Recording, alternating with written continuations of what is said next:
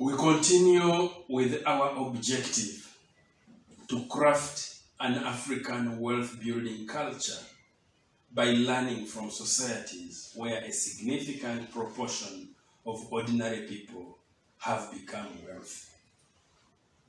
I welcome you to Habit 3, that the millionaires, the best wealth builders, value financial independence over displaying high social status. These ordinary-looking millionaires believe that financial independence is more important than displaying high social status. How is that different from our African reality? When we begin to feel wealthy, even when we're not yet wealthy, what do we prefer? Is it that journey to financial independence or beginning to display high social status? These millionaires, they can live in the same moderate house, in the same middle-class neighborhood for decades, even when they own and manage a business or more than one business. Our African paradigm to measure success, we tend to look at the number of families one runs. We link that with wealth. These people look at it differently. They drive ordinary motor vehicles. They are hesitant to burden themselves with status vehicles, luxury cars. Today I was listening to a debate. It was among African wealth builders, and they were discussing about their frustration with a certain brand of motor vehicle. These people seemed to have all bought that car at one time or another. Some of them were using it or are using it at this time. And they were expressing their frustration with that car. That car has no dealer in their country, their African country. It doesn't even have experienced, qualified maintenance people, maintenance service repair people. Actually, the car is built for the European market and the American market. And an expert came in and he said, there is no real problem with the car. Instead, he said their frustration with this car is because they cannot afford to maintain it the way it is supposed to be maintained.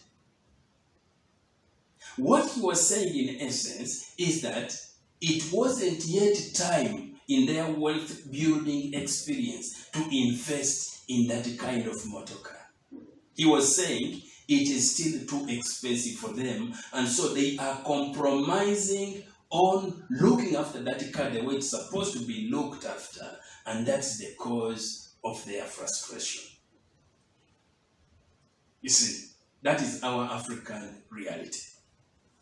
Now, the best wealth builders, their businesses and households are highly efficient operations.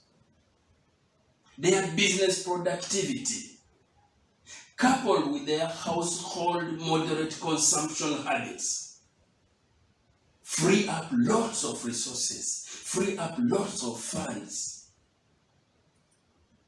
They use these funds, which are freed up in such a way, to reinvest in business, to grow wealth.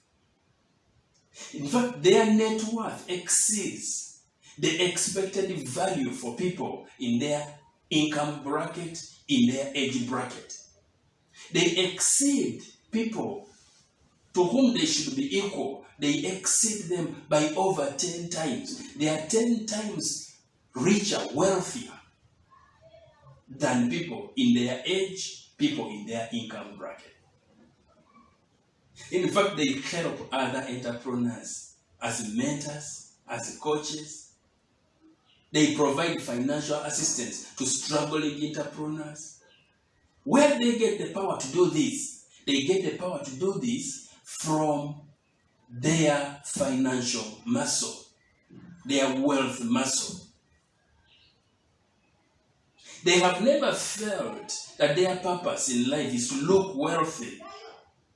And so they attribute their financial independence to that ability. On the contrary, the worst wealth builders, people who don't do well in wealth building, they subscribe to a different set of beliefs and values. They believe that wealth is a form of work or career. When they have some work or career, then they call that wealth.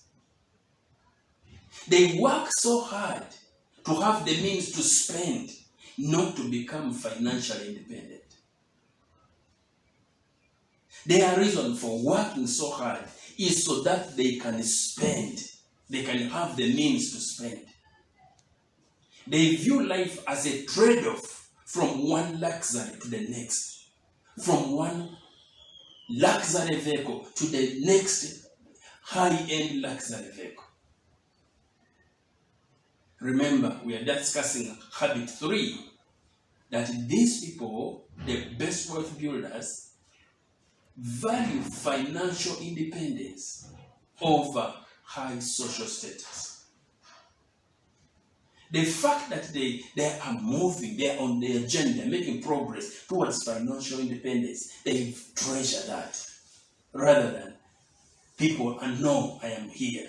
People know I am a high status person. No, they prefer the financial independence, the journey, progress towards financial independence. Who of the best wealth builders and worst wealth builders love to work or get satisfaction from engaging in their career? Who of these two? The best wealth builders value doing their work. Money doesn't change their value system. They consider earning money as being merely a report card to tell how one is doing. Most worst wealth builders, people who don't do well, there's other set which doesn't do well, they work because they need to support their consumption habits. Money tends to change their value system. The best wealth builders feel that products change people. They feel that if you acquire a status symbol, a high status symbol, you are likely to acquire others because they move together. A high status home in a high income neighborhood goes with a luxury car and so forth. So they feel that if you acquire a status product, you are likely to acquire others to fill up that puzzle. They believe that such choices will eventually change your lifestyle. That's what the best wealth builders think. As they talk about, they prioritize financial independence. They are careful about their choices in life. They feel that products change people. They understand the complementary nature of high status products and the high consumption lifestyle. That once you enter into high status, to show high status, then automatically you begin to engage in high consumption lifestyle. So they don't want things that change the way they live. They don't even accept special gifts from friends, from parents, if those gifts are opposed to their values and lifestyle. They will say no to a special gift after seeing and realizing this gift is going to change me. They don't accept the gifts or make life choices that put them under pressure to spend more of their income. The other people, the people on the other side, the worst wealth builders, buy their adult children homes in affluent neighborhoods with a little consciousness of the pressure such a thing brings upon their children. These are some of the sources of pressure of living in rich neighborhoods. It attracts high property taxes. It brings pressure from the need to regularly do expensive decoration. You have to turn around the house. This expensive home, you have to turn around its look every other time, every 6 months, every year. There's pressure to send children to expensive private schools. It's like there is a law that the children can't go to public schools from such a neighborhood. There's pressure to drive the latest luxury motor vehicles. And so on and so forth. So the best wealth builders take joy in living simple. They drive vehicles that are not associated with the high social status. They are more interested in objective measures of value. Actually, most of them don't drive luxury cars.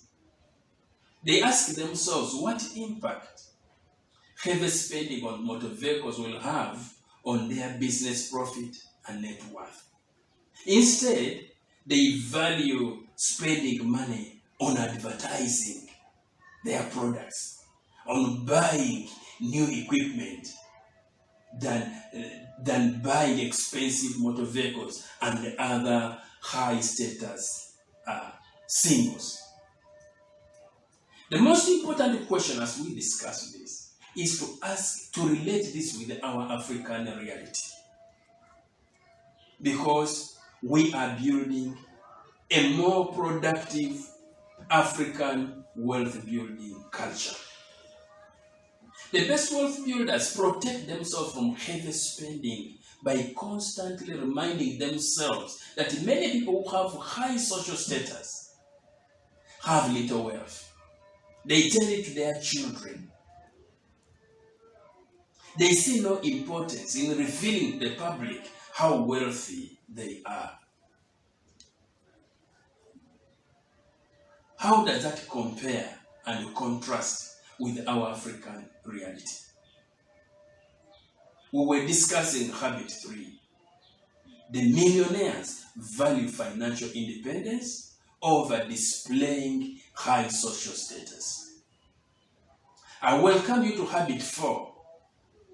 Under habit 4, we will discuss the millionaires never pride in providing economic outpatient care, which is abbreviated as EOC. Welcome.